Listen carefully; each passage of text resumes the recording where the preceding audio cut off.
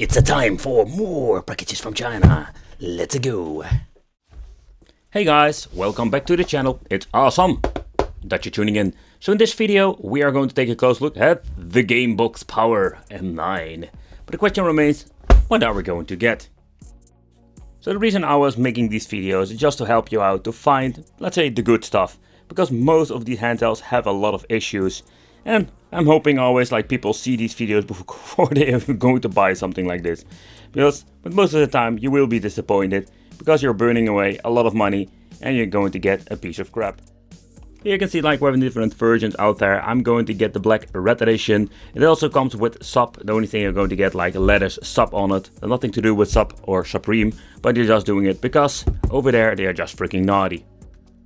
But when it comes to Chinese handhelds from Wish, AliExpress, Amazon, oh man, you can find these things everywhere. Well, there is always a question, what are you going to get? Because the Gamebox doesn't have a common name, there's not really a brand out there. Yeah, it says Type M9, but the Gamebox is just a basic name they are going to use for many of these handhelds. Alright, so let's take a close look inside. So here we're going to get the handheld itself, of course. A lot of plastic. We're going to get an old school mini USB. Oh man, even now that we're going to get these devices, they are still using old school EV out and a mini USB. Of course, the toilet paper manual like always, with some basic explanations in an Asian language, I think it's Chinese, and then of course with English and some basic explanation like the B key is function key, the C key is also function key and stuff like that. Not really information that we can use, but let's take a close look at the handle itself. Whoa. Huh.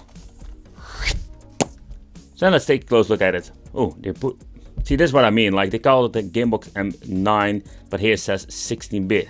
That is so confusing. So can it only play 16-bit, or can it play more? Let's find out. First of all, the smell test. I must say that it smells very nice. Ooh, we're going to get this very nice flame logo on the back. Over here we're going to get the BL5C, if I'm saying it correctly. This is the basic old school Nokia battery. Inside this is having 12 volt milliamp. There are a lot of different versions out there, like having 1050 or 1020 milliamp. But you can buy them always, like it's very convenient if it gets broken or you just want to have a couple of spare ones on the go. Super convenient. Over here we're going to get the on and off switch, the AV out for the signal out, mini USB. You're going to get this, oh man. This seems to be like the volume control, they hide it over there. Then we're going to get the SD card, so let's check it out. 4GB, brandless like always. But let's take a close look at the controls.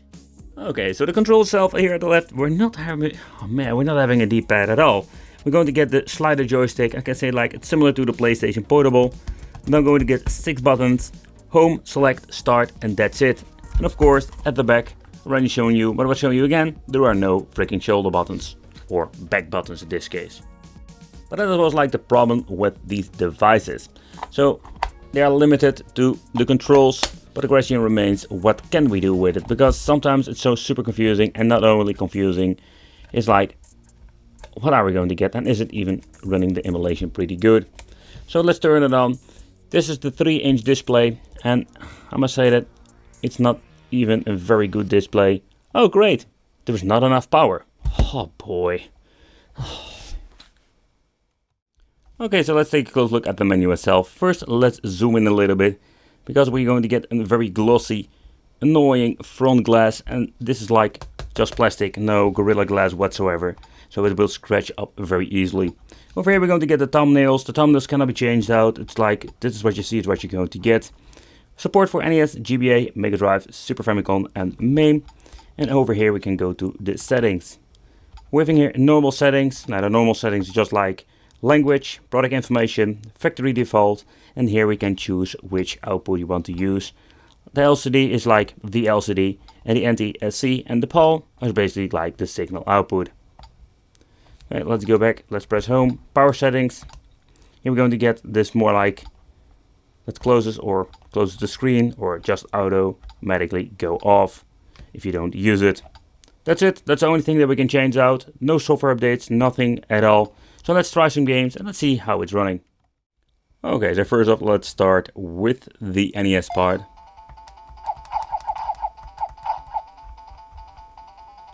Alright, so the analog stick is quite responsive. Cannot say that about my reflexes for this game.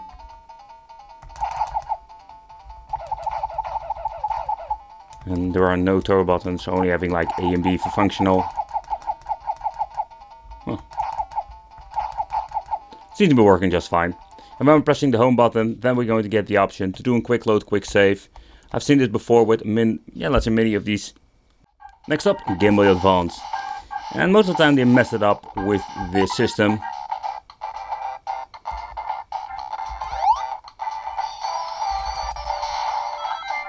No sound delay. The emulation is not spot on, I can already tell you that, but it's getting really close now.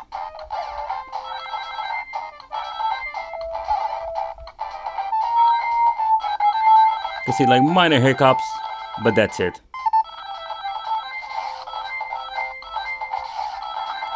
Woohoo!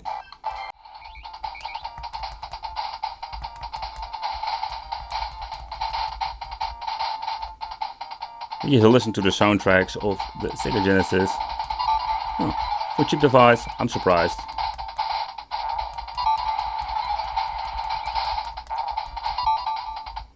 Ow. The weird thing is, like with Super Famicom, they always seem to be messing it up, or it's not running perfectly.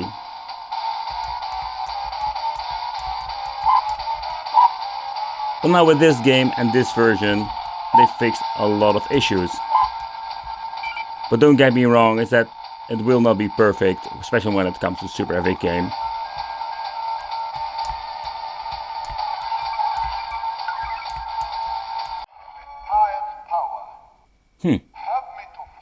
I will help you find it. Ooh, we like dangerous. Thank you.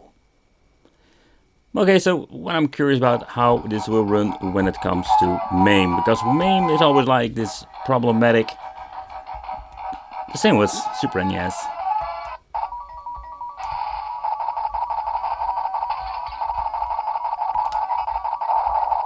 Take consideration when it comes to budget devices. Don't think a Super Street Fighter 3 third strike will run perfectly, or other very high demanding systems. It's more like the really old school games will run just fine. As you can see over here, the analog stick works just fine, especially with games like these.